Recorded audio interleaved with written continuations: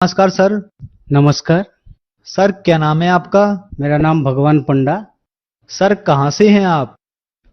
मेरा गांव का नाम है पलासपुर, जिला गंजाम का है, उड़ीसा से। सर संत रामपाल जी महाराज से नाम दीक्षा आपने कब ली? 21 अक्टूबर 2016 में लिए।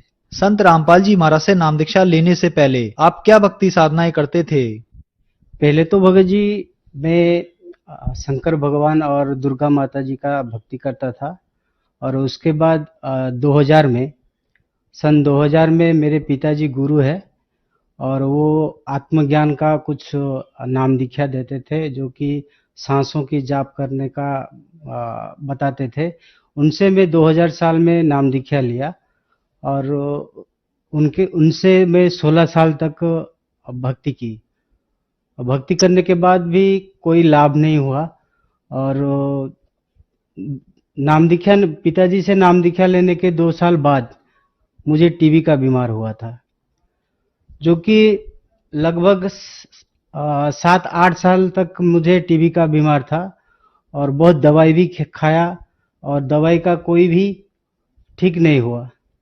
उसके बाद होम्योपैथिक भी खाया और होम्योपैथिक भी उतना लाभ नहीं हुआ।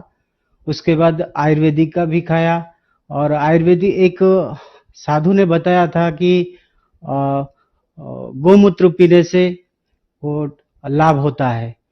तो मैं 5 साल तक गोमूत्र भी पिया, उससे भी कोई ज्यादा फर्क नहीं पड़ा।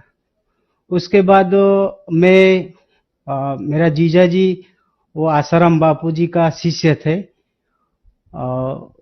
उनके पास एक पुस्तक मिला, जो कि कबीर साहब का एक बीजक पुस्तक है। और वो पुस्तक मुझे मिला, मैं वो पुस्तक पढ़ के कबीर साहब के बारे में मुझे जानकारी हुई। और कबीर साहब की जो जानकारी हुई कि मैं कबीर साहब कौन है, कहाँ है, और उनके बारे में पूरा जानकारी लिया, जो कि हर जगह पर, हर पुस्तक की जो दुकान है, हर जो कैसेट की दुकान है, सब जगह पर गया और कबीर अमृतवाणी, कबीर के दोहे, कबीर शब्दामृत, ये सब पुस्तक लेके मैं कबीर साहब के बारे में जानकारी ली। और लगभग 16 साल तक कबीर साहब का जो वाणी है, जो शब्द है और जो पुस्तक है, उनसे पढ़ के पूरे कबीर साहब के बारे में ढूंढने लगा। तो फिर भी एक पुस्तक में लहरतारा काशी का एक नंबर था, उनसे भी फोन किया और बताया कि भगत जी मैं कबीर साहब का जो ज्ञान है, जो मंत्र है, मैं लेना चाहता हूँ और जानना चाहता हूँ। तो वो बोले कि अभी कोई साहब नहीं है और कोई दीक्षा नहीं ले सकते। मैं गुजरात सूरत से काम करता था, 18 साल तक मैं काम किया। और उसके बाद में जो टीबी का बीमार था, शारीरिक तकलीफ था ज्यादा, और शारीरिक तकलीफ से जो मैं ज्यादा कबीर साहब को ज्ञान को ढूंढता था, तो कभी भी मैं नहीं मिला। और मैं थकान हो गया कि आज की जमाने में कबीर साहब का ज्ञान कोई देने वाला नहीं है और मुझे भी अभी नहीं मिलेगा। ये समझ के मैं थक गया और चुप रह गया और सांसारिक जीवन में मैं बहुत तकलीफ था। उसके बाद मैं गुजरात से गांव आया। गांव में एक चाय की, छोटी सी चाय की दुकान की। और चाय की दुकान जब किया तो उससे भी ज्यादा कोई लाभ नहीं हुआ और मानसिक चिंता और ज्यादा टेंशन रहता था। रात में नींद भी नहीं होता था। उसके बाद मैं घर छोड़ के एक मठ में चला गया।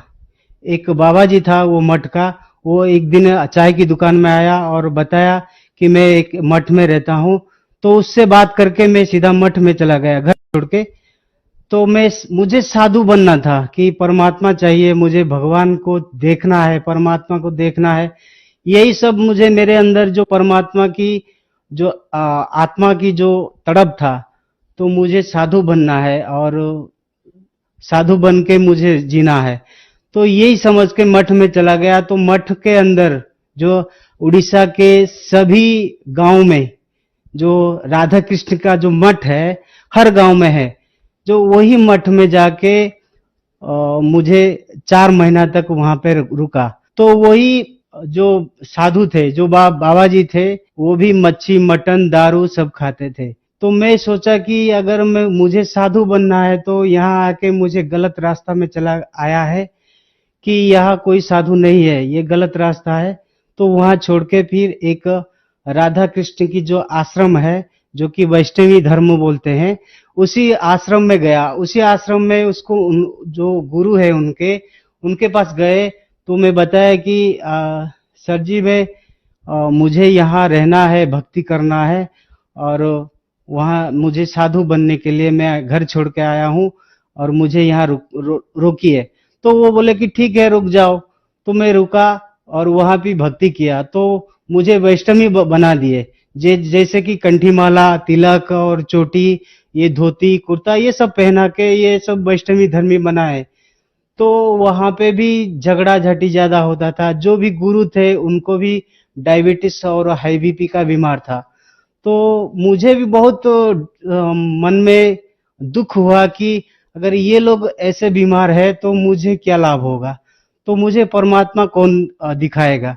तो ये तो दिखाने वाला नहीं है। बाकी जो लोग जो ये लोग का जो बीमार ठीक नहीं, खुद नहीं कर सकते, तो मुझे मेरा बीमार जो कि परमात्मा को पाने का जो तड़प है वो कैसे दिखा सकते।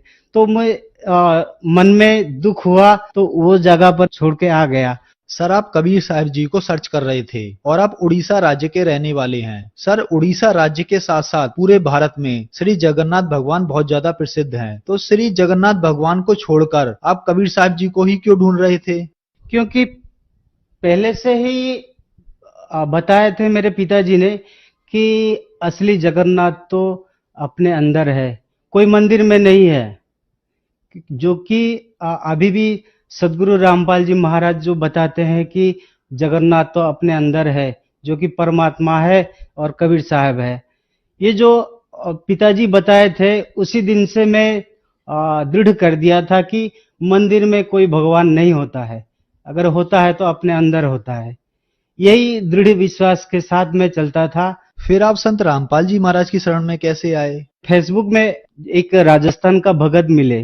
मैं पहले से ही सर्च करता था फेसबुक पर कि कबीर साहब का कोई शिष्य मिल जाए या कोई भगत मिल जाए।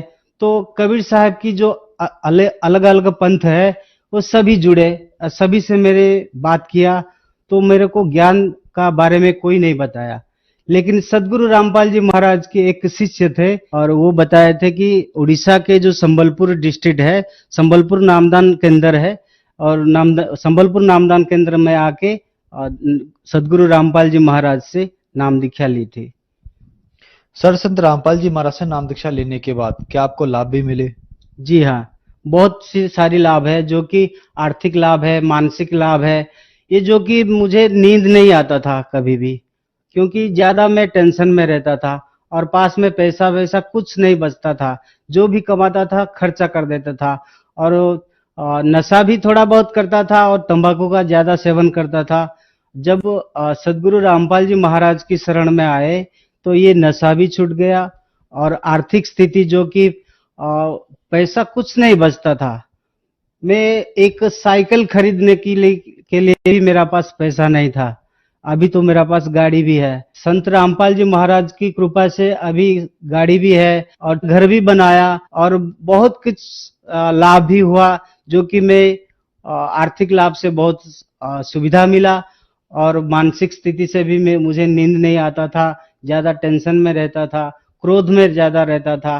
वो धीरे धीरे सदगुरु रामपाल जी महाराज की शरण में आके पूरा ठीक हो गया है। और उसके पहले टीबी का बीमार हुआ था, लगभग 8 साल से टीबी का बीमार था, और टीबी की जो कि सांसें लेना मुश्किल था, जो कि डॉक्टर बताया था कि छाती में कफ जम गया है और उसी के कारण से आपको टीबी है, लेकिन दवाई चालू रखो। मैं बोला कितना दिन तक मैं दवाई खाऊं, और दवाई खा के पूरा जिंदगी गुजरूं क्या? तो वो बोले कि आपको तो खाना ही पड़ेगा, क्योंकि आपकी छाती में कफ जम गया है। उसके बाद में बहुत सारी दवाई की तो कोई भी फर्क नहीं पड़ा। जब सदगुरु रामपाल जी महाराज की शरण में आए, बिना दवाई से, बिना खर्चा से, सिर्फ भक्ति करने पर, जो कि सदगुरु रामपाल जी बताए हुए जो मार्ग है, जैसे कि नियम है, जो भक्ति का मार्ग मंत्र है, उसी मंत्र जाप करने पर पूरा शरीर ठीक हो गया, सभी बीमार में मुझे ठीक हो गया है। अभी मैं मानसिक आर्थिक स्थिति से बहुत शांति में हूँ। सर, जो दर्शक आज आपको देख रहे हैं और वो परेशान हैं, दुखी हैं, खासकर अपने उड़ीसा राज्य के लोगों को आप क्या कहना चाहेंगे? जी सर, मैं तो एक मामूली जीव हूँ। मैं प्रार्थना करता हूँ पूरा उड़ीसा, पूरा देशवासियों को कि मैं तो एक ब्राह्मण जात से हूँ, लेकिन ब्राह्मण जात का जो असली भक्ति है वो असली भक्ति नहीं है, वो गलत है। जो कि असली भक्ति तो सदगुरु रामपाल जी महाराज दिखाते हैं कि सभी देवी देवताओं का जो भक्ति करना, विधि बताना, विधि जो बताते हैं कि नियम बताते हैं वो सही है, गलत नहीं है। बाकी जो कि भक्ति करते हैं देश पूरा अपना, जो उड़ीसा के जो भक्ति जो जैसे कि जो रविवार से लेकर शनिवार तक बार देख के वो भक्ति करते हैं। जैसे रविवार को सूर्य पूजा, सोमवार को शिव जी की पूजा, मंगलवार को, ऐसी हर दिन का अलग अलग पूजा वो भक्ति करते हैं। लेकिन ये सब अपने अंदर जो परमात्मा ने बताया है कि हर दिन हर सांसे का मोल, जो कि भक्ति करने का विधि बताते हैं कि अलग कहीं नहीं है, और किसी बार में अलग अलग भक्ति नहीं करना है। अपने अंदर हर देवी देवता का जो मंत्र बताते हैं, भक्ति बताते हैं, उसी भक्ति जो कि संत रामपाल जी महाराज बताते हैं कि ऐसी भक्ति करने पर ही अपना आत्मा का कल्याण होगा। सर, संत रामपाल जी महाराज से नाम दीक्षा कैसे ली जा सकती है? जी सर, उड़ीसा के जो नामदान केंद्र में आप जा सकते हैं, नजदीक नामदान केंद्र में, जो कि टीवी चैनल, अनेक टीवी चैनलों में सदगुरु रामपाल जी महाराज के सत्संग आते हैं, और सत्संग में नीचे एक पीली पट्टी चलती है, उनके आश्रम के नंबर है, उसी नंबर से आप फोन करके नजदीक नामदान केंद्र से अति सुविधा से नाम दीक्षा और निःशुल्क नाम दीक्षा ले सकते हैं। जी धन्यवाद सर। नमस्कार।